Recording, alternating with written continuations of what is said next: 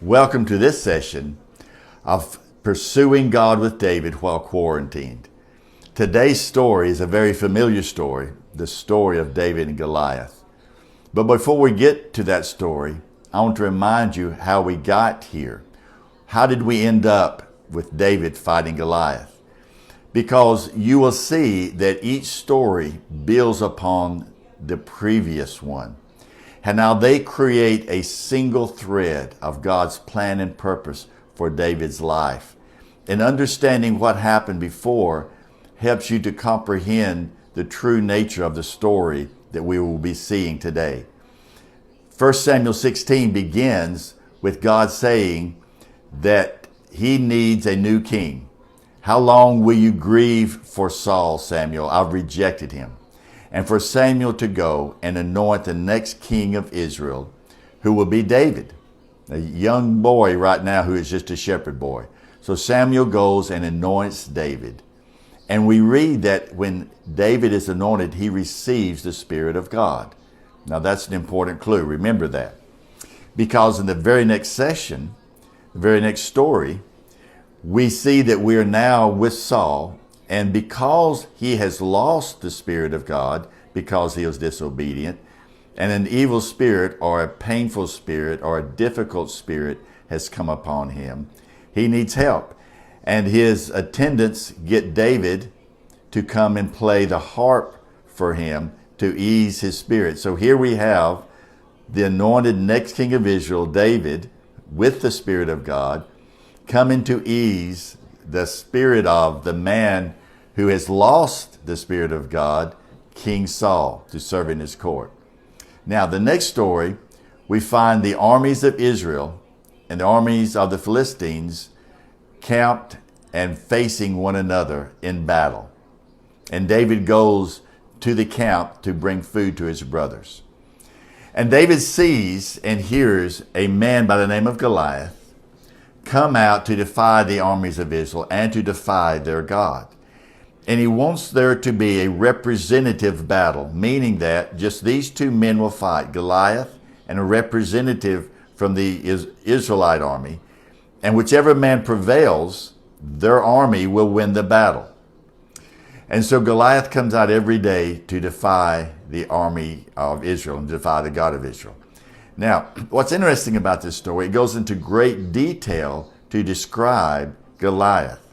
The size of Goliath, 9 feet 9 inches tall, the weaponry of Goliath, a shield, a sword, a javelin, a spear, the weight of the spearhead. He even has a shield, the training of Goliath, to give us a picture that this man is undefeatable. No one can defeat him because of his power and strength. As far as human capability concerned, human weaponry, human strength, there is no one like him. He is the best. Now, David hears the words of Goliath, and he is going to come against him because he has defied the armies of Israel and defied God. Saul hears about that and invites David to come in so he can give him his armor. What an embarrassment. Because Saul knows he needs to be the one going against Goliath. He is the one that represents the armies of Israel and represents God. He should be the one putting his own armor on to do battle with Goliath, going in the name of God. But he's lost the Spirit of God. And since he's lost the Spirit of God, he's lost courage, he's lost faith. He is in no shape to do battle with Goliath. And so he tries to put off his responsibilities to this little boy David and give him his armor. Of course, David doesn't need or cannot use the armor of Saul because David has something much more powerful, and that is the Spirit of God within him, which gives him faith and courage. And so David goes against Goliath. Now, I want you to recognize that this is a physical battle between David and Goliath, but that's the least important battle that's going on here. There are two more important battles that I want you to notice. The first of all is the battle between Saul and David. The king of Israel who has lost the Spirit of God and the anointed king of Israel who has the Spirit of God, the battle between them.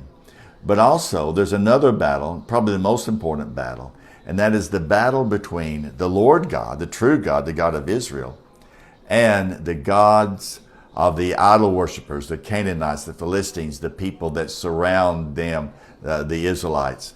You know, when they had come into the promised land, Caleb and Joshua had told them that there are giants in the land, but God would fight for them. And so with faith and courage, David goes against Goliath, not with weapons of man, but with the Spirit of God. And he tells Goliath, you come against me with a sword and shield. I come against you in the name of the Lord God. You see, David's faith is what is fighting Goliath.